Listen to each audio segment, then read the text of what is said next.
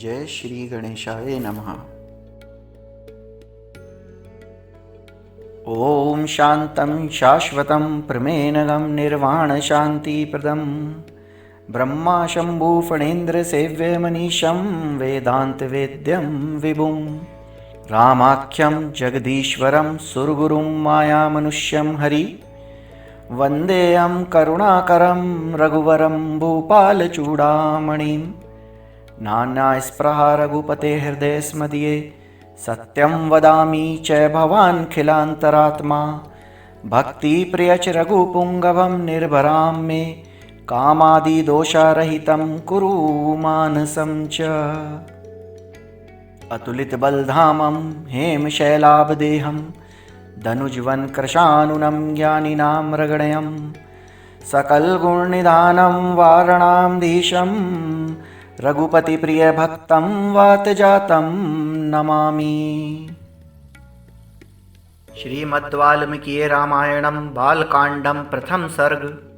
नारद जी का वाल्मीकि मुनि को संक्षेप में श्री रामचरित सुनाना। तपस्वी वाल्मीकि जी ने तपस्या और स्वाध्याय में लगे हुए विद्वानों में श्रेष्ठ मुनिवर नारद जी से पूछा, मुने, इस समय इस संसार में गुणवान, वीर्यवान, धर्मज्ञ, उपकार मानने वाला, सत्य वक्ता और दृढ़ प्रतिज्ञ कौन है? सदाचार से युक्त, समस्त प्राणियों का हित साधक, विद्वान, समर्थशाली और एकमात्र प्रिय दर्शन पुरुष कौन सा है? मन पर अधिकार रखने वाला, क्रोध को जीतने वाला, कांतिमान और किसी की भी निंदा नहीं करने वाला कौन है? तथा संग्राम में कुपित होने पर किससे देवता भी डरते हैं? महर्षि, मैं यह सुनना चाहता हूँ, इसके लिए मुझे बड़ी उत्सुकता है और आप ऐसे पुरुष को जानने में समर्थ हैं। महर्षि वाल्मीकि के इस वचन को सुनकर तीनों लोकों का ज्ञान रखने वाले नारद जी ने उन्हें संबोधित करके कहा, अच्छा सुनिए, और फिर प्रसन्नता पूर्वक बोले, मुने, आपने जिन बहुत से दुर्लभ गुणों का वर्णन किया है, उनसे युक्त पुरुष को मैं विचार करके कहता हूँ, आप सुने। इक्ष्वाकु के वंश में उत्पन्न हुए एक ऐसे पुरुष हैं जो लोगों में राम नाम से विख्यात हैं। वे ही मन को वश में रखने वाले, महाबलवान, कांतिमान, धैर्यवान और जितेंद्रिय हैं। वे बुद्धिमान, नीतिज्ञ, वक्ता, शोभायमान तथा शत्रु संहारक हैं। उनके कंधे मोटे और भुजाएं बड़ी बड़ी हैं। ग्रीवा शंख के समान और ठोड़ी मांसल है। उनकी छाती चौड़ी तथा धनुष बड़ा है। गले के नीचे की हड्डी मांस में छिपी हुई है। वे शत्रुओं का दमन करने वाले हैं। भुजाएं घुटने तक लंबी हैं। मस्तक सुंदर है, ललाट भव्य और चाल मनोहर है। उनका शरीर मध्यम और सुडौल है। देह का रंग चिकना है। वे बड़े प्रतापी हैं। उनका वक्ष स्थल भरा हुआ है। आंखें बड़ी बड़ी हैं। वे शोभायमान और शुभ लक्षणों से संपन्न हैं। धर्म के ज्ञाता, सत्य प्रतिज्ञ तथा प्रजा के हित साधन में लगे रहने वाले हैं।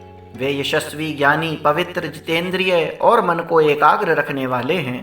प्रजापति के समान पालक, श्री संपन्न, वैरी विध्वंसक और जीवों तथा धर्म के रक्षक हैं। स्वधर्म और स्वजनों के पालक, वेद वेदांगों के तत्ववेत्ता तथा धनुर्वेद में प्रवीण हैं। वे अखिल शास्त्रों के तत्वज्ञ, स्मरण शक्ति से युक्त और प्रतिभा संपन्न हैं। अच्छे विचार और उदार हृदय वाले वे श्री रामचंद्र जी बातचीत करने में चतुर तथा समस्त लोकों के प्रिय हैं। जैसे नदियां समुद्र में मिलती हैं, उसी प्रकार राम से साधु पुरुष मिलते रहते हैं। वे आर्य एवं सब में समान भाव रखने वाले हैं। उनका दर्शन सदा ही प्रिय मालूम होता है।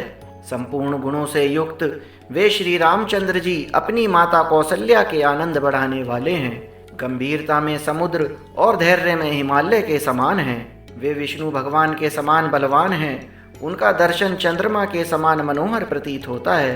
वे क्रोध में कालाग्नि के समान और क्षमा में पृथ्वी के सदृश्य हैं। त्याग में कुबेर और सत्य में द्वितीय धर्मराज के समान हैं। इस प्रकार उत्तम गुणों से युक्त और सत्य पराक्रम वाले सद्गुणशाली अपने प्रियतम ज्येष्ठ पुत्र को, जो प्रजा के हित में संलग्न रहने वाले थे, प्रजा वर्ग का हित करने की इच्छा से राजा दशरथ ने प्रेमवश युवराज पद पर अभिषिक्त करना चाहा। तदनंतर राम के राज्याभिषेक की तैयारियां देखकर रानी कैकेयी ने, जिसे पहले ही वर दिया जा चुका था, राजा से यह वर मांगा कि राम का निर्वासन और भरत का राज्याभिषेक हो। राजा दशरथ ने सत्य वचन के कारण धर्म बंधन में बंधकर प्यारे पुत्र राम को वनवास दे दिया। कैकेयी का प्रिय करने के लिए पिता की आज्ञा के अनुसार उनकी प्रतिज्ञा का पालन करते हुए वीर श्री रामचंद्र जी वन को चले गए।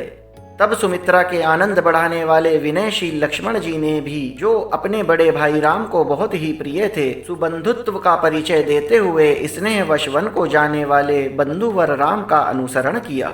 और जनक के कुल में उत्पन्न सीता भी, जो अवतीर्ण हुई देव माया की भांति सुंदरी, समस्त शुभ लक्षणों से विभूषित, स्त्रियों में उत्तम, राम के प्राणों के समान प्रियतमा पत्नी तथा सदा ही पति का हित चाहने वाली थी, श्री रामचंद्र जी के पीछे चली। जैसे चंद्रमा के पीछे रोहिणी चलती है, उस समय पिता दशरथ और पूर्ववासी मनुष्यों ने दूर तक उनका अनुसरण किया। फिर श्रृंगवेरपुर में गंगा तट पर अपने प्रिय निषाद राज गुह के पास पहुंचकर धर्मात्मा श्री रामचंद्र जी ने सारथी को विदा कर दिया। निषाद राज गुह, लक्ष्मण और सीता के साथ राम, ये चारों एक वन से दूसरे वन में गए। मार्ग में बहुत जलों वाली अनेकों नदियों को पार करके भारद्वाज मुनि के आश्रम से चित्रकूट पर्वत पर गए। वहां वे तीनों देवता और गंधर्वों के समान वन में नाना प्रकार की लीलाएं करते हुए एक रमणीय पर्णकुटी बनाकर उसमें सानंद रहने लगे। राम के चित्रकूट चले जाने पर पुत्र शोक से पीड़ित राजा दशरथ उस समय पुत्र के लिए विलाप करते हुए स्वर्गगामी हुए। उनके स्वर्ग गमन के पश्चात वशिष्ठ आदि प्रमुख ब्राह्मणों द्वारा राज्य संचालन के लिए नियुक्त किए जाने पर श्री महाबलशाली वीर भरत ने राज्य की कामना न करके पूज्य राम को प्रसन्न करने के लिए वन को ही प्रस्थान किया। वहां पहुंचकर सद्भावना युक्त भरत जी ने अपने बड़े भाई सत्य महापराक्रमी महात्मा राम से याचना की और यूं कहा, धर्मज्ञ आप ही राजा हो। परंतु महान यशस्वी परम उदार प्रसन्न मुख महाबली राम ने भी पिता के आदेश का पालन करते हुए राज्य की अभिलाषा न की और उन भरताग्रज ने राज्य के लिए न्यास रूप में अपनी खड़ाऊ भरत को देकर उन्हें बार बार आग्रह करके लौटा दिया। अपनी अपूर्ण इच्छा को लेकर ही भरत ने राम के चरणों का स्पर्श किया और राम के आगमन की प्रतीक्षा करते हुए वे नंदीग्राम में राज्य करने लगे। भरत के लौट जाने पर सत्य प्रतिज्ञ जितेंद्रिय श्रीमान राम वहां पर पुनः नागरिक जनों का आना जाना देखकर एकाग्र भाव से दंडकारण्य में प्रवेश किया। उस महान वन में पहुंचने पर कमल लोचन राम ने विराध नामक राक्षस को मारकर शरभंग, सुतीक्ष्ण, अगस्त्य मुनि तथा अगस्त्य के भ्राता का दर्शन किया। फिर अगस्त्य मुनि के कहने पर उन्होंने इंद्रधनुष, एक खड्ग और 2 तुणीर, जिनमें बाण कभी नहीं घटते थे, प्रसन्नता पूर्वक ग्रहण किए। एक दिन वन में वनचरों के साथ रहने वाले श्री राम के पास असुर तथा राक्षसों के वध के लिए निवेदन करने को वहां के सभी ऋषि आए। उस समय वन में श्री राम ने दंडकारण्यवासी अग्नि के समान तेजस्वी उन ऋषियों को राक्षसों के मारने का वचन दिया और संग्राम में उनके वध की प्रतिज्ञा की। वहां ही रहते हुए श्री राम ने इच्छा अनुसार रूप बनाने वाले जन स्थान निवासिनी शूर्पणखा नाम की राक्षसी को रूप कर दिया। तब शूर्पणखा के कहने से चढ़ाई करने वाले सभी राक्षसों को और खरदूषण, त्रिशरा तथा उसके पृष्ठपोषक असुरों को राम ने युद्ध में मार डाला। उस वन में निवास करते हुए उन्होंने जन स्थानवासी 14,000 राक्षसों का वध किया। तदनंतर अपने कुटुंब का वध सुनकर रावण नामक राक्षस क्रोध से मूर्छित हो उठा और उसने मारीच राक्षस से सहायता मांगी। यद्यपि मारीच ने यह कहकर कि रावण, उस बलवान राम के साथ तुम्हारा विरोध ठीक नहीं है, रावण को अनेकों बार मना किया, किंतु काल की प्रेरणा से रावण ने मारीच के वाक्यों को टाल दिया और उसके साथ ही राम के आश्रम पर गया। मायावी मारीच के द्वारा उसने दोनों राजकुमारों को आश्रम से दूर हटा दिया और स्वयं राम की पत्नी सीता का अपहरण कर लिया। जाते समय मार्ग में विघ्न डालने के कारण उसने जटायु नामक गृध का वध किया। तत्पश्चात जटायु को आहत देखकर और उसी के मुख से सीता का हरण सुनकर श्री रामचंद्र जी शोक से पीड़ित होकर विलाप करने लगे। उस समय उनकी सभी इंद्रियां व्याकुल हो उठी थी। फिर उसी शोक में पड़े हुए उन्होंने जटायु गृध का अग्नि संस्कार किया और वन में सीता को ढूंढते हुए कदम्ब नामक राक्षस को देखा, जो शरीर से विकृत तथा भयंकर दिखने वाला था। माँ बाहु राम ने उसे मारकर उसका भी दाह किया, अतः वह स्वर्ग को चला गया। जाते समय उसने राम से धर्मचारिणी शबरी का पता बताया और कहा, रघुनंदन, आप धर्मपरायणा सन्यासिनी शबरी के आश्रम पर जाइए। शत्रुहंता महान तेजस्वी दशरथ कुमार राम शबरी के यहाँ चले गए। उन्होंने इनका भली भांति पूजन किया। फिर वे पंपासर के तट पर हनुमान नामक वानर से मिले और उन्हीं के कहने से सुग्रीव से भी मिले। तदनंतर महाबलवान राम ने आदि से ही लेकर जो कुछ हुआ था वह और विशेषतः सीता का वृतांत सुग्रीव से कह सुनाया। वानर सुग्रीव ने राम की सारी बातें सुनकर उनके साथ प्रेम पूर्वक अग्नि को साक्षी बनाकर मित्रता की। उसके बाद वानर राज सुग्रीव ने स्नेहवश वाली के साथ वैर होने की सारी बातें राम से दुखी होकर बतलाई। उस समय राम ने वाली को मारने की प्रतिज्ञा की। तब वानर सुग्रीव ने वहां वाली के बल का वर्णन किया, क्योंकि सुग्रीव को राम के बल के विषय में बराबर शंका बनी रहती थी। राम की प्रतीति के लिए उन्होंने दुदुम्बी दैत्य का महान पर्वत के समान विशाल शरीर दिखलाया। महाबली महाबाहु श्री राम ने तनिक मुस्कुराकर उस अस्थि समूह को देखा और पैर के अंगूठे से उसे 10 योजन दूर फेंक दिया। फिर एक ही महान बाण से उन्होंने अपना विश्वास दिलाते हुए 7 ताल वृक्षों को और पर्वत तथा रसातल को बींध डाला। तदनंतर राम के इस कार्य से महाकपि सुग्रीव मन ही मन प्रसन्न हुए और उन्हें राम पर विश्वास हो गया। फिर वे उनके साथ किष्किंधा गुहा में गए। वहां पर सुवर्ण के समान पिंगल वर्ण वाले वीरवर सुग्रीव ने गर्जना की। उस महानाद को सुनकर वानर राज वाली अपनी पत्नी तारा को आश्वासन देकर तत्काल घर से बाहर निकला और सुग्रीव से भिड़ गया। वहां राम ने वाली को एक ही बाण से मार गिराया। सुग्रीव के कथनानुसार उस संग्राम में वाली को मारकर उसके राज्य पर राम ने सुग्रीव को बिठा दिया। तब उन वानर राज ने भी सभी वानरों को बुलाकर जानकी का पता लगाने के लिए उन्हें चारों दिशाओं में भेजा। तत्पश्चात संपाति नामक गृध के कहने से बलवान हनुमान जी 100 योजन विस्तार वाले शार समुद्र को कूद कर लांग गए। वहां रावण पालित लंकापुरी में पहुंचकर उन्होंने अशोक वाटिका में सीता जी को चिंता मग्न देखा। तब उन विदेह नंदिनी को अपनी पहचान देकर राम का संदेश सुनाया और उन्हें सांत्वना देकर उन्होंने वाटिका का द्वार तोड़ डाला। फिर 5 सेनापतियों और 7 मंत्री कुमारों की हत्या कर वीर अक्षय कुमार का भी कचूमर निकाला। इसके बाद वे जानबूझकर पकड़े गए। ब्रह्मा जी के वरदान से अपने को ब्रह्मपाश से छूटा हुआ जानकर भी वीर हनुमान जी ने अपने को बांधने वाले उन राक्षसों का अपराध स्वेच्छा अनुसार सह लिया। तत्पश्चात मिथिलेश कुमारी सीता के स्थान के अतिरिक्त समस्त लंका को जलाकर वे महाकपि हनुमान जी राम जी को प्रिय संदेश सुनाने के लिए लंका से लौट आए। अपरमित बुद्धिशाली हनुमान जी ने वहां जा महात्मा राम की प्रदक्षिणा करके यूं सत्य निवेदन किया, मैंने सीता जी का दर्शन किया है। इसके अनंतर सुग्रीव के साथ भगवान राम ने महासागर के तट पर जाकर सूर्य के समान तेजस्वी बाणों से समुद्र को शुद्ध किया। तब नदीपति समुद्र ने अपने को प्रकट कर दिया। फिर समुद्र के ही कहने पर राम ने नल से पुल निर्माण करवाया। उसी पुल से लंकापुरी में जाकर रावण को मारा। फिर सीता के मिलने पर राम को बड़ी लज्जा हुई।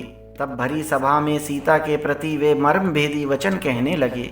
उनकी इस बात को न सह सकने के कारण साध्वी सीता अग्नि में प्रवेश कर गई। इसके बाद अग्नि के कहने से उन्होंने सीता को निष्कलंक माना। महात्मा श्री रामचंद्र जी के इस महान कर्म से देवता और ऋषियों सहित चराचर त्रिभुवन संतुष्ट हो गया। फिर सभी देवताओं से पूजित होकर राम बहुत ही प्रसन्न हुए और राक्षस राज विभीषण को लंका के राज्य पर अभिषिक्त करके कृतार्थ हो गए। उस समय निश्चिंत होने के कारण उनका आनंद का ठिकाना न रहा। यह सब हो जाने पर राम देवताओं से वर पाकर और मरे हुए वानरों को जीवन दिलाकर अपने सभी साथियों के साथ पुष्पक विमान पर चढ़कर अयोध्या के लिए प्रस्थित हुए।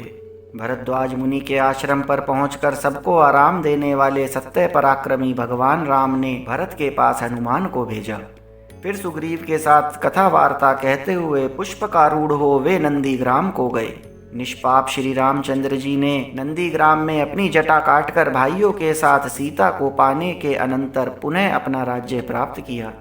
अब राम के राज्य में लोग प्रसन्न सुखी संतुष्ट पुष्ट धार्मिक तथा रोग व्याधि से मुक्त रहेंगे। उन्हें दुर्भिक्ष का भय न होगा। कोई कहीं भी अपने पुत्र की मृत्यु नहीं देखेंगे। स्त्रियां विधवा न होंगी, सदा ही पतिव्रता होंगी। आग लगने का किंचित भी भय न होगा। कोई प्राणी जल में नहीं डूबेंगे। वात और ज्वर का भय थोड़ा भी नहीं रहेगा। क्षुधा तथा चोरी का डर भी जाता रहेगा। सभी नगर और राष्ट्र धन धान्य संपन्न होंगे। सतयुग की भांति सभी लोग सदा प्रसन्न रहेंगे। महायशस्वी राम बहुत से स्वर्णों की दक्षिणा वाले 100 अश्वमेध यज्ञ करेंगे। उनमें विधि पूर्वक विद्वानों को 10,000 करोड़ गौ और ब्राह्मणों को अपरिमित धन देंगे तथा 100 गुने राजवंशों की स्थापना करेंगे। संसार में चारों वर्णों को वे अपने अपने धर्म से नियुक्त रखेंगे। फिर 11,000 वर्षों तक राज्य करने के अनंतर श्री रामचंद्र जी अपने परम धाम को पधारेंगे। वेदों के समान पवित्र, पाप नाशक और पुण्यमय इस रामचरित को जो पढ़ेगा वह सब पापों से मुक्त हो जाएगा। आयु बढ़ाने वाली इस रामायण कथा को पढ़ने वाला मनुष्य मृत्यु के अनंतर पुत्र, पौत्र तथा अन्य परिजन वर्ग के साथ ही स्वर्ग लोक में प्रतिष्ठित होगा। इसे ब्राह्मण पढ़े तो विद्वान हो, क्षत्रिय पढ़ता हो तो पृथ्वी का राज्य प्राप्त करे, वैश्य को व्यापार में लाभ हो और शूद्र भी प्रतिष्ठा प्राप्त करे। द्वितीय सर्ग रामायण काव्य का उपक्रम।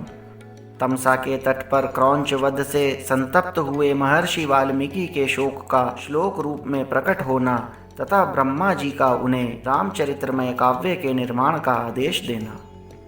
देव ऋषि नारद के उपयुक्त वचन सुनकर वाणी विशारद धर्मात्मा ऋषि वाल्मीकि ने अपने शिष्यों सहित उन महामुनि का पूजन किया।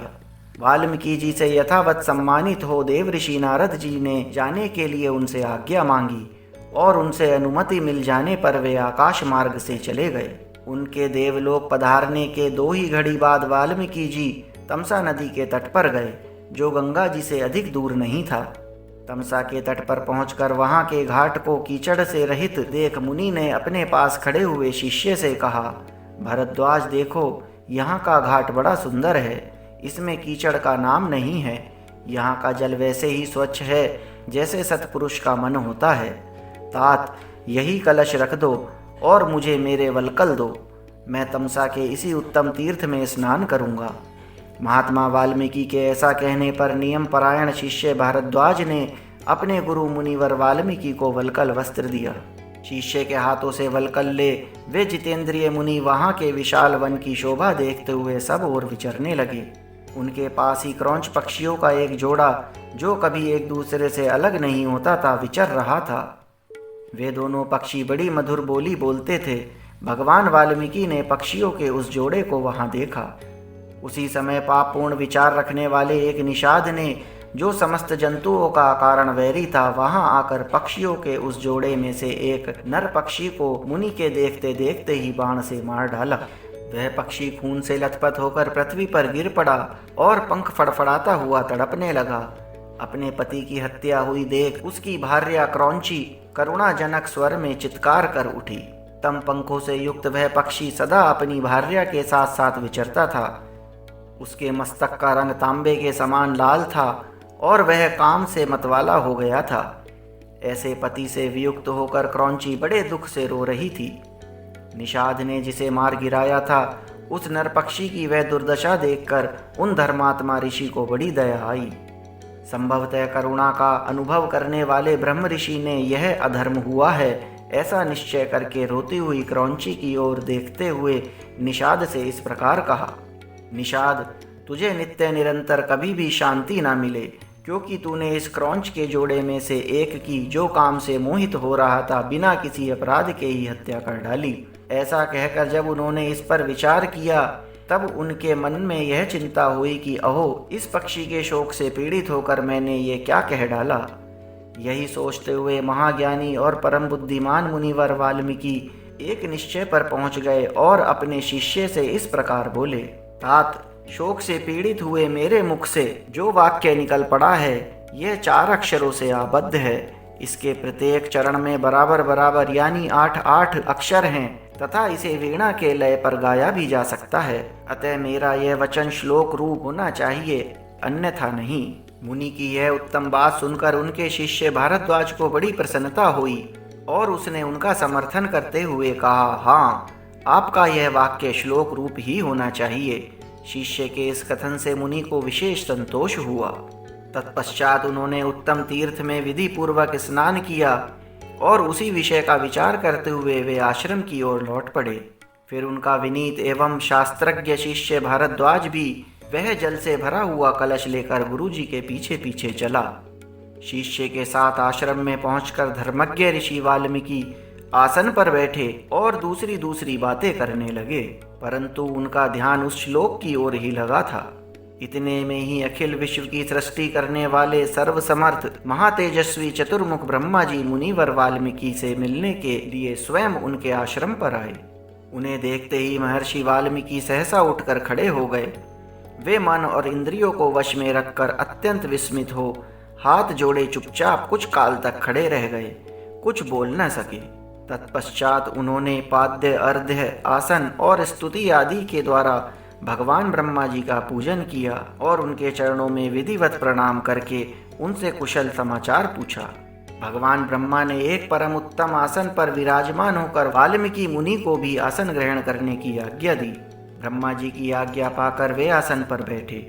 उस समय साक्षात लोक पितामह ब्रह्मा सामने बैठे हुए थे, तो भी वाल्मीकि का मन उसी क्रौंच पक्षी वाली घटना की ओर लगा रहा।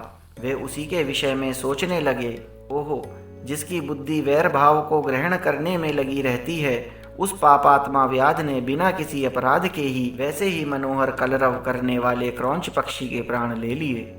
यही सोचते हुए उन्होंने क्रौंच के आर्तनाद को सुनकर निषाद को लक्ष्य करके जो श्लोक कहा था, उसी को फिर ब्रह्मा जी के सामने दोहराया। उसे दोहराते ही फिर उनके मन में अपने दिए हुए श्राप के अनौचित्य का ध्यान आया। तब वे शोक और चिंता में डूब गए। ब्रह्मा जी उनकी मन स्थिति को समझकर हंसने लगे और मुनिवर वाल्मीकि से इस प्रकार बोले। ब्राह्मण, तुम्हारे मुंह से निकला हुआ यह छंदोबद्ध वाक्य श्लोक रूप ही होगा। इस विषय में तुम्हें कोई अन्यथा विचार नहीं करना चाहिए। मेरे संकल्प अथवा प्रेरणा से ही तुम्हारे मुख से ऐसी वाणी निकली है।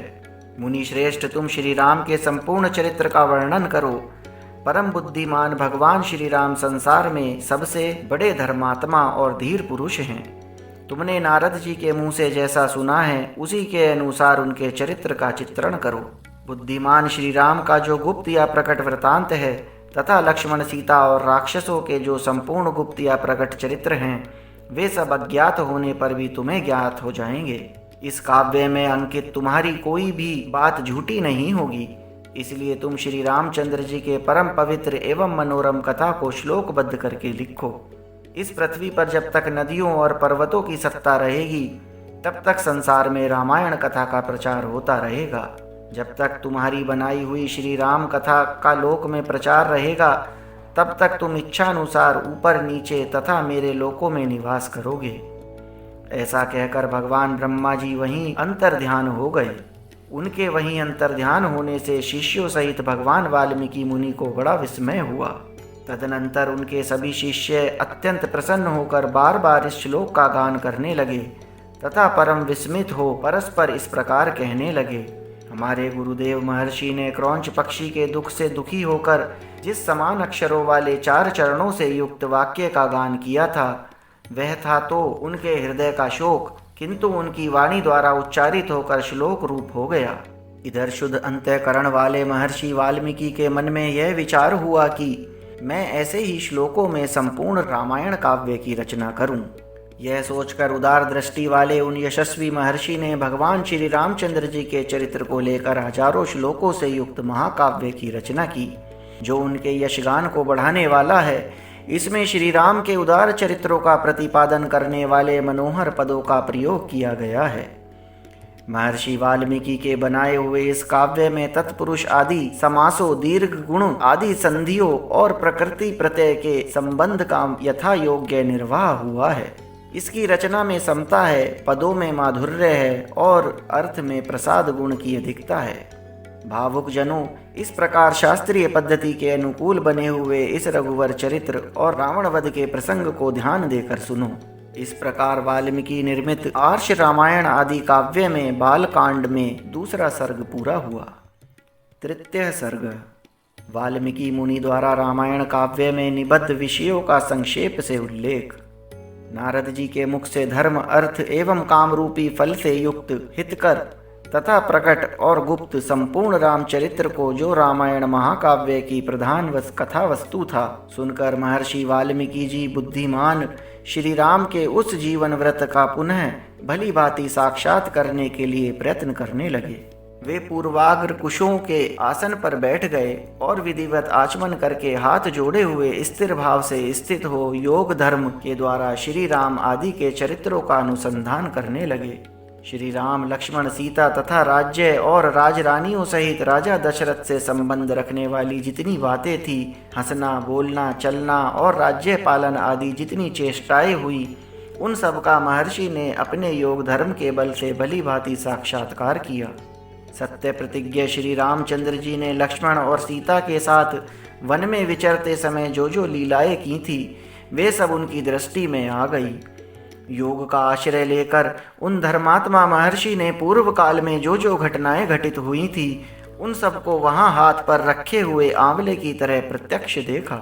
सबके मन को प्रिय लगने वाले भगवान श्री राम के संपूर्ण चरित्रों का योग धर्म के द्वारा यथार्थ रूप से निरीक्षण करके महाबुद्धिमान महर्षि वाल्मीकि ने उन सबको काव्य रूप देने की चेष्टा की। महात्मा नारद जी ने पहले जैसे वर्णन किया था, उसी क्रम से भगवान वाल्मीकि मुनि ने रघुवंश विभूषण श्री रामचंद्र के चरित्र विषयक रामायण काव्य का निर्माण किया। जैसे समुद्र सब रत्नों की निधि है, उसी प्रकार यह महाकाव्य गुण, अलंकार एवं ध्वनि आदि रत्नों का भंडार है। इतना ही नहीं, यह संपूर्ण श्रुतियों से सारभूत अर्थ का प्रतिपादक होने के कारण सबके कानों को प्रिय लगने वाला तथा सभी के चित्त को आकृष्ट करने वाला है। यह धर्म, अर्थ, काम, मोक्ष रूपी गुणों से युक्त तथा इसका विस्तार पूर्वक प्रतिपादन एवं दान करने वाला है। श्री राम के जन्म, उनके महान पराक्रम, उनकी सर्वानुकूलता, लोकप्रियता, क्षमा, सौम्य भाव तथा सत्यशीलता का इसी महाकाव्य में महर्षि ने वर्णन किया। श्री विश्वामित्र जी के साथ श्री राम लक्ष्मण के जाने पर जो उनके द्वारा नाना प्रकार की विचित्र लीलाएं तथा अद्भुत बातें घटित हुई, उन सब का इसमें महर्षि ने वर्णन किया। श्री राम द्वारा मिथिला में धनुष तोड़े जाने तथा जनक नंदिनी सीता और उर्मिला आदि के विवाह का भी इसमें चित्रण किया। श्री राम परशुराम संवाद, दशरथ नंदन श्री राम के गुण, उनके अभिषेक, केकई की दुष्टता, श्री राम के राज्य अभिषेक में विघ्न, उनके वनवास, राजा दशरथ के शोक विलाप और परलोक गमन, प्रजाओं के विषाद, साथ जाने वाली प्रजाओं को मार्ग में छोड़ना, निषाद राजगुह के साथ बात करने तथा सूत सुमंत को अयोध्या लौटाने आदि का भी इसमें उल्लेख किया।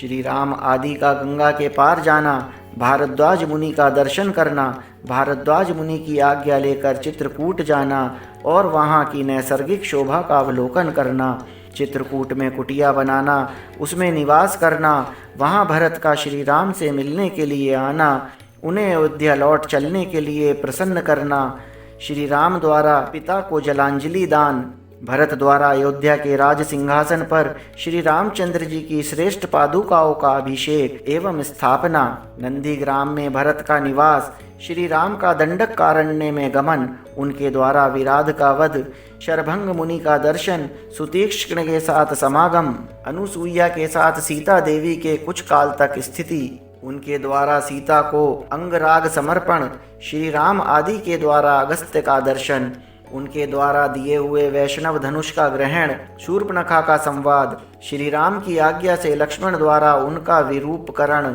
श्री राम द्वारा खरदूषण और त्रिशरा का वध, शूर्पणखा के उत्तेजित करने से रावण का श्री राम से बदला लेने के लिए उठना, श्री राम द्वारा मारीच का वध, रावण द्वारा विदेह नंदिनी सीता का हरण, सीता के लिए श्री रघुनाथ जी का विलाप, रावण द्वारा गृधराज जटायु का वध, श्री राम और लक्ष्मण की कबंध से भेंट, उनके द्वारा पंपा सरोवर का अवलोकन, श्री राम का शबरी से मिलना और उसके दिए हुए फल मूल ग्रहण करना, श्री राम का सीता के लिए प्रलाप, पंपा सरोवर के निकट हनुमान जी से भेंट, श्री राम और लक्ष्मण का हनुमान जी के साथ ऋष्यमुख पर्वत पर जाना, वहाँ सुग्रीव के साथ भेंट करना, उन्हें अपने बल का विश्वास दिलाना और उनसे मित्रता स्थापित करना, वाली और सुग्रीव का युद्ध, श्री राम द्वारा वाली का विनाश, सुग्रीव को राज्य समर्पण, अपने पति वाली के लिए तारा का विलाप, शरत काल में सीता जी की खोज करने के लिए सुग्रीव की प्रतिज्ञा, श्री राम का बरसात के दिनों में माल्यवान पर्वत के प्रसवन नामक शिखर पर निवास, रघुकुल सिंह श्री राम का सुग्रीव के प्रति क्रोध प्रदर्शन, सुग्रीव द्वारा सीता की खोज के लिए वानर सेना का संग्रह, सुग्रीव का संपूर्ण दिशाओं में वानरों को भेजना और उन्हें पृथ्वी के द्वीप, समुद्र आदि विभागों का परिचय देना, श्री राम सीता के विश्वास के लिए हनुमान जी को अपनी अंगूठी देना, वानरों को वृक्षबिल का दर्शन, उनका प्रियोपवेशन, संपाति से उनकी भेंट और बातचीत, समुद्र लंघन के लिए हनुमान जी का महेंद्र पर्वत पर चढ़ना, समुद्र को लांघना, समुद्र के कहने पर उठे हुए मैनाक का दर्शन करना, इनको राक्षसी का डांटना, हनुमान द्वारा छाया ग्रहणी सिंही का दर्शन एवं निधन, लंका के आधारभूत पर्वत त्रिकूट का दर्शन, रात्रि के समय लंका में प्रवेश, अकेला होने के कारण अपने कर्तव्य का विचार करना, रावण के मद्यपान स्थान में जाना,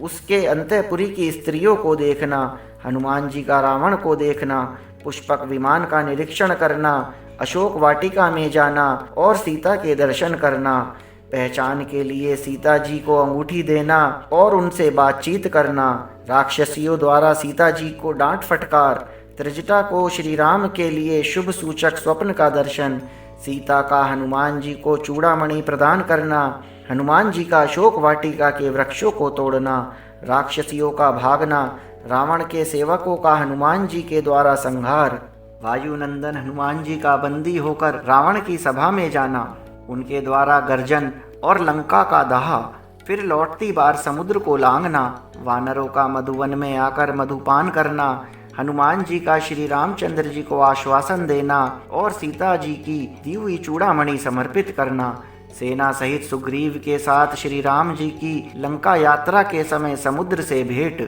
नल का समुद्र पर सेतु बांधना, उसी सेतु के द्वारा वानर सेना का समुद्र पार जाना, रात को वानरों का लंका पर चारों ओर से घेरा डालना, विभीषण के साथ श्री राम का मैत्री संबंध होना, विभीषण का श्री राम को रावण के वध का उपाय बताना, कुंभकर्ण का निधन, मेघनाद का वध, रावण का विनाश, सीता की प्राप्ति, शत्रु नगरी लंका में विभीषण का अभिषेक, श्री राम द्वारा पुष्पक विमान का अवलोकन, उसके द्वारा दल बल सहित उनका अयोध्या के लिए प्रस्थान, श्री राम का भरद्वाज मुनि से मिलना, वायुपुत्र हनुमान को दूत बनाकर भरत के पास भेजना तथा अयोध्या में जाकर भरत से मिलना, श्री राम के राज्याभिषेक का उत्सव, फिर श्री राम का सारी वानर सेना को विदा करना, अपने राष्ट्र की प्रजा को प्रसन्न रखना तथा उनकी प्रसन्नता के लिए ही विदेह नंदिनी सीता को वन में त्याग देना इत्यादि वृतांतों को एवं इस पृथ्वी पर श्री राम का जो कुछ भविष्य चरित्र था उसको भी भगवान वाल्मीकि मुनि ने अपने उत्कृष्ट महाकाव्य में अंकित किया।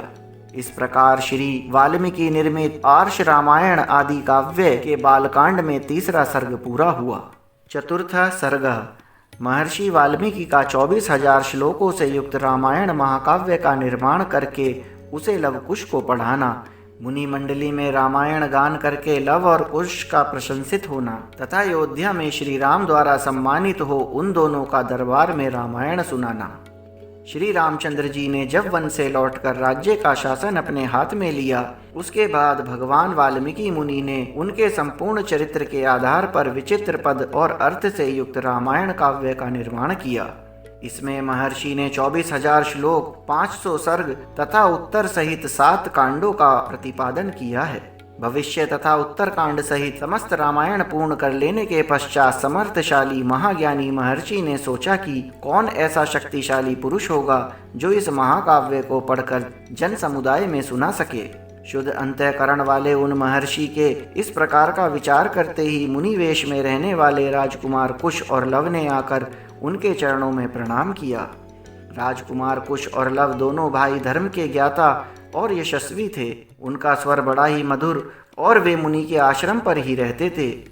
उनकी धारणा शक्ति अद्भुत थी और वे दोनों ही वेदों में पारंगत हो चुके थे। भगवान वाल्मीकि ने उनकी ओर देखा और उन्हें सुयोग्य समझकर उत्तम व्रत का पालन करने वाले उन महर्षि ने वेदार्थ का विस्तार के साथ ज्ञान कराने के लिए उन्हें सीता के चरित्र से युक्त एक संपूर्ण रामायण नामक महाकाव्य, जिसका दूसरा नाम पौलत्स्य वध अथवा दशानन वध था, अध्ययन कराया। वह महाकाव्य पढ़ने और गाने में मधुर, द्रुत, मध्य और विलंबित इन तीनों गतियों से अवंतित, षडज आदि 7 स्वरों से युक्त, वीणा बजाकर स्वर और ताल के साथ गाने योग्य तथा श्रृंगार, करुणा, हास्य, रौद्र, भयानक तथा वीर आदि सभी रसों से अनुप्राणित है। दोनों भाई कुश और लव उस महाकाव्य को पढ़कर उसका गान करने लगे। वे दोनों भाई गांधर्व विद्या के तत्वज्ञ, स्थान और मूर्छना के जानकार, मधुर स्वर से संपन्न तथा गंधर्वों के समान मनोहर रूप वाले थे। सुंदर रूप और शुभ लक्षण उनकी सहज संपत्ति थे। वे दोनों भाई बड़े मधुर स्वर से वार्तालाप करते थे। जैसे बिंब से प्रतिबिंब प्रकट होते हैं, उसी प्रकार श्री राम के शरीर से उत्पन्न हुए वो दोनों राजकुमार दूसरे युगल श्री राम ही प्रतीत होते थे। वो दोनों राजपुत्र सब लोगों की प्रशंसा के पात्र थे। उन्होंने उस धर्मानुकूल उत्तम उपाख्यानमय संपूर्ण काव्य को जीवाग्र कर लिया, और जब कभी ऋषियों, ब्राह्मणों तथा साधुओं का समागम होता था, उस समय उनके बीच में बैठकर वो दोनों तत्वज्ञ बालक एकाग्रचित हो रामायण का गान किया करते थे। एक दिन की बात है, बहुत से शुद्ध अंतःकरण वाले महर्षियों की मंडली एकत्रित हुई थी। उनमें महान सौभाग्यशाली तथा समस्त शुभ लक्षणों से सुशोभित महामनस्वी कुश और लव भी उपस्थित थे। उन्होंने बीच सभा में उन महात्माओं के समीप बैठकर उस रामायण काव्य का गान किया। उसे सुनकर सभी मुनियों के नेत्रों में आंसू भर आए और वे अत्यंत विस्मय विमुक्त होकर उन्हें साधुवाद देने लगे। मुनि धर्मवत्सल तो होते ही हैं, वह धार्मिक उपाख्यान सुनकर उन सब के मन में बड़ी प्रसन्नता हुई। वे रामायण कथा के गायक कुमार कुश और लव की, जो प्रशंसा के ही योग्य थे, इस प्रकार प्रशंसा करने लगे। अहो, इन बालकों के गीत में कितना माधुर्य है, श्लोकों की मधुरता तो और भी अद्भुत है। यद्यपि इस काव्य में वर्णित घटना बहुत दिनों पहले हो चुकी है, तो भी इन दोनों बालकों ने इस सभा में प्रवेश करके एक साथ ऐसे सुंदर भाव से स्वर संपन्न राग युक्त मधुर गान किया है कि वे पहले की घटनाएं भी प्रत्यक्ष सी दिखाई देने लगी हैं, मानो अभी अभी आंखों के सामने घटित हो रही हों। इस प्रकार उत्तम तपस्या से युक्त महर्षिगण उन दोनों कुमारों की प्रशंसा करते और वे उनसे प्रशंसित होकर अत्यंत मधुर राग से रामायण का गान करते थे। उनके गान से संतुष्ट हुए किसी मुनि ने उठकर उन्हें पुरस्कार रूप में एक कलश प्रदान किया। किसी दूसरे यशस्वी महर्षि ने प्रसन्न होकर उन दोनों को वल्कल वस्त्र दिया। किसी ने काला मृग चर्म भेंट किया तो किसी ने यज्ञोपवीत, एक ने कमंडलू दिया तो दूसरे महामुनि ने मुंज की मेखला भेंट की, तीसरे ने आसन और चौथे ने कौपीन प्रदान किया। किसी अन्य मुनि ने हर्ष में भरकर उन दोनों बालकों के लिए कुठार अर्पित किया। किसी ने गेरुआ वस्त्र दिया तो किसी मुनि ने चीर भेंट किया। किसी दूसरे मुनि ने आनंद मग्न होकर जटा बांधने के लिए रस्सी दी तो किसी ने समीधा बांध कर लाने के लिए डोरी प्रदान की। एक ऋषि ने यज्ञ पात्र दिया तो दूसरे ने काष्ठ भार समर्पित किया। किसी ने गूलर की लकड़ी का बना हुआ पीढ़ा अर्पित किया। कुछ लोग उस समय आशीर्वाद देने लगे, बच्चों तुम दोनों का कल्याण हो। दूसरे महर्षि प्रसन्नता पूर्वक बोल उठे, तुम्हारी आयु बढ़े। इस प्रकार सभी सत्यवादी मुनियों ने उन दोनों को नाना प्रकार के वर दिए। महर्षि वाल्मीकि द्वारा वर्णित यह आश्चर्यमय काव्य परवर्ती कवियों के लिए श्रेष्ठ आधारशिला है। श्री रामचंद्र जी के संपूर्ण चरित्रों का क्रमशः वर्णन करते हुए इसकी समाप्ति की गई है। संपूर्ण गीतों के विशेषज्ञ राजकुमारों, यह काव्य आयु एवं पुष्टि प्रदान करने वाला तथा सबके कान और मन को मोहने वाला मधुर संगीत है। तुम दोनों ने बड़े सुंदर ढंग से इसका गान किया है। एक समय सर्वत्र प्रशंसित होने वाले राजकुमार कुश और लव अयोध्या की गलियों और सड़कों पर रामायण के श्लोकों का गान करते हुए विचर रहे थे। इसी समय उनके ऊपर भरत के बड़े भाई श्री राम जी की दृष्टि पड़ी। उन्होंने उन समादर योग्य बंधुओं को अपने घर बुलाकर उनका यथोचित सम्मान किया। तदनंतर शत्रुओं का संहार करने वाले श्री राम स्वर्णमय दिव्य सिंहासन पर विराजमान हुए। उनके मंत्री और भाई उनके पास ही बैठे थे। उन सबके साथ सुंदर रूप वाले उन दोनों विनयशील भाइयों की ओर देखकर श्री रामचंद्र जी ने भरत, लक्ष्मण और शत्रुघ्न से कहा, ये देवता समान तेजस्वी दोनों कुमार विचित्र अर्थ और पदों से युक्त मधुर काव्य बड़े सुंदर ढंग से गाकर सुनाते हैं। तुम सब लोग इसे सुनो। यूं कहकर उन्होंने उन दोनों भाइयों को गाने की आज्ञा दी। आज्ञा पाकर वे दोनों भाई वीणा के लय के साथ अपने मन के अनुकूल तार एवं मधुर स्वर में राग अलापते हुए रामायण काव्य का गान करने लगे। उनका उच्चारण इतना स्पष्ट था कि सुनते ही अर्थ का बोध हो जाता था। उनका गान सुनकर श्रोताओं के समस्त अंगों में हर्ष जनित रोमांच हो आया था। उन सबके मन और आत्मा में आनंद की तरंगे उठने लगी। उस सभा में होने वाला ये गान सबकी श्रवण इंद्रियों को अत्यंत सुखद प्रतीत होता था। उस समय श्री राम ने अपने भाइयों का ध्यान आकृष्ट करते हुए कहा, ये दोनों कुमार मुनि होकर भी राजोचित लक्षणों से संपन्न हैं। संगीत में कुशल होने के साथ ही महान तपस्वी हैं। ये जिस चरित्र का प्रबंध काव्य का गान करते हैं वह शब्द अलंकार उत्तम गुण एवं सुंदर रीति आदि से युक्त होने के कारण अत्यंत प्रभावशाली है। मेरे लिए भी अभ्युदय कारक है, ऐसा वृद्ध पुरुषों का कथन है। अतः तुम सब लोग ध्यान देकर इसे सुनो। तदनंतर श्री राम की आज्ञा से प्रेरित हो वे दोनों भाई मार्ग विधान की रीति से रामायण का गान करने लगे। सभा में बैठे हुए भगवान श्री राम भी धीरे धीरे उनका गान सुनने में तन्मय हो गए। इस प्रकार वाल्मीकि निर्मित आर्ष रामायण आदि काव्य के बालकांड में चौथा सर्ग पूरा हुआ। पंचमः सर्ग राजा दशरथ द्वारा सुरक्षित अयोध्यापुरी का वर्णन। यह सारी पृथ्वी पूर्व काल में प्रजापति मनु से लेकर अब तक जिस वंश के विजयशाली नरेशों के अधिकार में रही, जिन्होंने समुद्र को खुदवाया था और जिन्हें यात्रा काल में 60,000 पुत्र घेर कर चलते थे, वे महाप्रतापी राजा सगर जिनके कुल में उत्पन्न हुए, इन्हीं इक्ष्वाकु वंशी महात्मा राजाओं की कुल परंपरा में रामायण नाम से प्रसिद्ध इस महान ऐतिहासिक काव्य की अवतारणा हुई है। हम दोनों आदि से अंत तक इस सारे काव्य का संपूर्ण रूप से गान करेंगे। इसके द्वारा धर्म, अर्थ, काम और मोक्ष चारों पुरुषार्थों की सिद्धि होती है। अतः आप लोग दोष दृष्टि का परित्याग करके इसका श्रवण करें। कौशल नाम से प्रसिद्ध एक बहुत बड़ा जनपद है जो सरयू नदी के किनारे बसा हुआ है। वह प्रचुर धन धान्य से संपन्न, सुखी और समृद्धशाली है। उसी जनपद में अयोध्या नाम की नगरी है जो समस्त लोकों में विख्यात है। उस पुरी को स्वयं महाराज मनु ने बनवाया और बसाया था। वह शोभाशालिनी महापुरी 12 योजन लंबी और 3 योजन चौड़ी थी। वहाँ बाहर के जनपदों में जाने का जो विशाल राजमार्ग था वह उभय पार्श्व में विविध वृक्षावलियों से विभूषित होने के कारण सुस्पष्टतया अन्य मार्गों से विभक्त जान पड़ता था। सुंदर विभाग पूर्वक बना हुआ महान राजमार्ग उस पुरी की शोभा बढ़ा रहा था। उस पर खिले हुए फूल बिखेरे जाते थे तथा प्रतिदिन उस पर जल का छिड़काव होता था।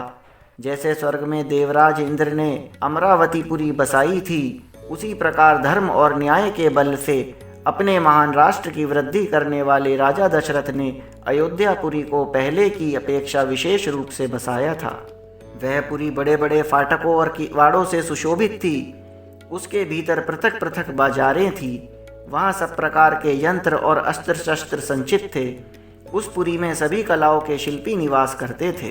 स्तुति पाठ करने वाले सूत्र और वंशावली का बखान करने वाले मागध वहाँ भरे हुए थे। वह पुरी सुंदर शोभा से संपन्न थी। उसकी सुषमा की कहीं तुलना नहीं थी। वहाँ ऊंची ऊंची अट्टालिकाएं थी जिनके ऊपर ध्वज फहराते थे। सैकड़ों शतघ्नियों से वह पुरी व्याप्त थी। उस पुरी में ऐसे बहुत सी नाटक मंडलियां थी जिनमें केवल स्त्रियां ही नृत्य एवं अभिनय करती थी। उस नगरी में चारों ओर उद्यान तथा आमों के बगीचे थे। लंबाई और चौड़ाई की दृष्टि से वह पुरी बहुत विशाल थी तथा साखू के वन उसे सब ओर से घेरे हुए थे। उसके चारों ओर गहरी खाई खुदी थी जिसमें प्रवेश करना या जिसे लांघना अत्यंत कठिन था। वह नगरी दूसरों के लिए सर्वथा दुर्गम एवं दुर्जय थी। घोड़े, हाथी, गाय, बैल, ऊंट तथा गधे आदि उपयोगी पशुओं से वह पुरी भरी पूरी थी। कर देने वाले सामंत नरेशों के समुदाय उसे सदा घेरे रहते थे। विभिन्न देशों के निवासी वैश्य उस पुरी की शोभा बढ़ाते थे। वहाँ के महलों का निर्माण नाना प्रकार के रत्नों से हुआ था। वे गगनचुंबी प्रसाद पर्वतों के समान जान पड़ते थे। उनसे उस पुरी की बड़ी शोभा हो रही थी। बहुसंख्यक कूटागारों से परिपूर्ण वह नगरी इंद्र की अमरावती के समान जान पड़ती थी। उसकी शोभा विचित्र थी। उसके महलों पर सोने का पानी चढ़ाया गया था।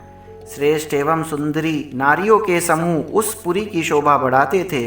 वह सब प्रकार के रत्नों से भरी पुरी तथा सतमहले प्रसादों से सुशोभित थी। पूर्ववासियों के घरों से उसकी आबादी इतनी घनी हो गई थी कि कहीं थोड़ा सा भी अवकाश नहीं दिखाई देता था।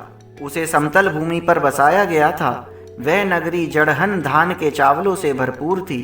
वहाँ का जल इतना मीठा या स्वादिष्ट था मानो ईख का रस हो। भूमंडल की वह सर्वोत्तम नगरी दुदुम्बी, मृदंग, वीणा, पणव आदि वाद्यों की मधुर ध्वनि से अत्यंत गूंजती रहती थी। देवलोक में तपस्या से प्राप्त हुए सिद्धों के विमान की भांति उस पुरी का भूमंडल में सर्वोत्तम स्थान था। वहाँ के सुंदर महल बहुत अच्छे ढंग से बनाए और बसाए गए थे। उसके भीतर भाग बहुत ही सुंदर थे। बहुत से श्रेष्ठ पुरुष उस पुरी में निवास करते थे। जो अपने समूह से बिछड़कर असहाय हो गया हो, जिसके आगे पीछे कोई ना हो, तथा जो शब्द वेदी वाण द्वारा बेधने योग्य हो अथवा युद्ध में हार कर भागे जा रहे हों, ऐसे पुरुषों पर जो लोग बाणों का प्रहार नहीं करते, जिनके सधे सधाए हाथ शीघ्रता पूर्वक लक्ष्य वेध करने में समर्थ हैं, अस्त्र शस्त्रों के प्रयोग में कुशलता प्राप्त कर चुके हैं, तथा जो वन में गरजते हुए मतवाले सिंहों, व्याघ्रों और सुअरों को तीखे शस्त्रों एवं भुजाओं के बल से भी बलपूर्वक मार डालने में समर्थ हैं, ऐसे सहस्त्रों महारथी वीरों से अयोध्यापुरी भरी पुरी थी। उसे महाराज दशरथ ने बसाया था और पाला था।